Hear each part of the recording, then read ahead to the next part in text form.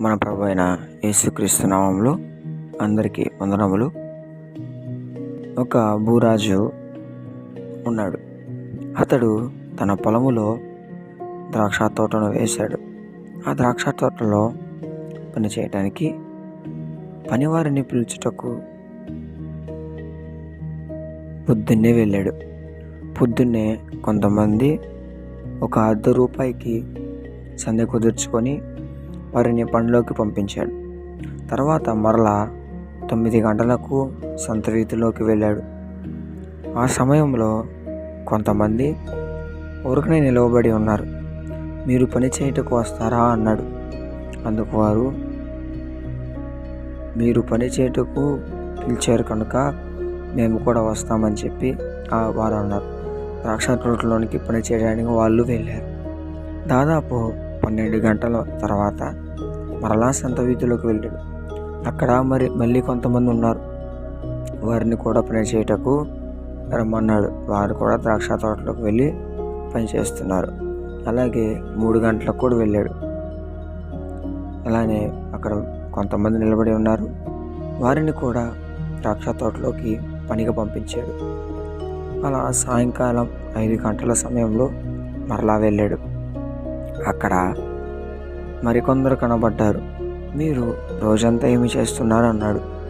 అందుకు వారు, మమ్మల్ని ఎవరూ పనిలో పెట్టుకోలేదు, అందుకు మీరు కూడా ద్రాక్ష తోటలో పని చేయటకు రండి అని వారిని కూడా పిలిచాడు.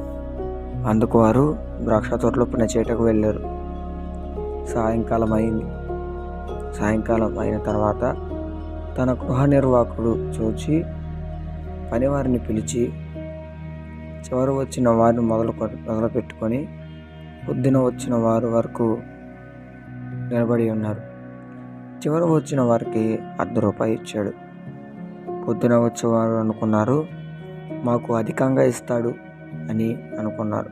కానీ వారికి కూడా ₹1 వచ్చింది. అందుకు వారు తనకు న్యాయము చేయలేదని గుసగుసలాడుకున్నారు. అది యజమానుడు విని, నేను మీకు అన్యాయము చేయలేదు, మీరు ఒక రోజుకు ₹1 ఒప్పుకున్నారు కాబట్టి నేను మీకు ₹1 ఇచ్చాను. నేను మీకు మంచిగా ఉన్నాను కాబట్టి మీకు కడుపు మండుతున్నదా? నీకు ఇచ్చినట్టు వారికి కూడా ఇచ్చుటకు నాకు ఇష్టమైంది కావున నేను వారికి ఇచ్చాను. నాకు సొమ్ముని నేను ఎలా ఖర్చు పెట్టాలి ఎలా అనేది ఇది నా ఇష్టం. ఇలాగే కడపటి వారు మొదటి వారు ఒకరు, మొదటి వారు కడపటి వారు ఒకరు. వారు ముందు వచ్చి వెనుక వచ్చిన దేవుని ఎరిగి రక్షణ పొందిన వారైతే వారిని దేవుడు సమృద్ధిగా ఫలమిచ్చును. ముందువారు అనగా ఆది సంఘం వాళ్ళు, అపోస్తులు, అంతకుముందు దేవుడు రాకముందు యేసుప్రభు అసలు వేయకుండా ప్రవక్తలు, నీతిమంతులుగా ఎంచబడిన వారు, తర్వాత రక్షణ పొందిన వారు, కడవరి వారు ఎవరనగా చివరి వారు ఎవరనగా అంత్య దినములలో రక్షణ పొందేవారు. దేవుడు వచ్చే సమయం ముందు దేవుడిని ఎరిగి రక్షణ పొందినవారు, వీరు చివరి వారు.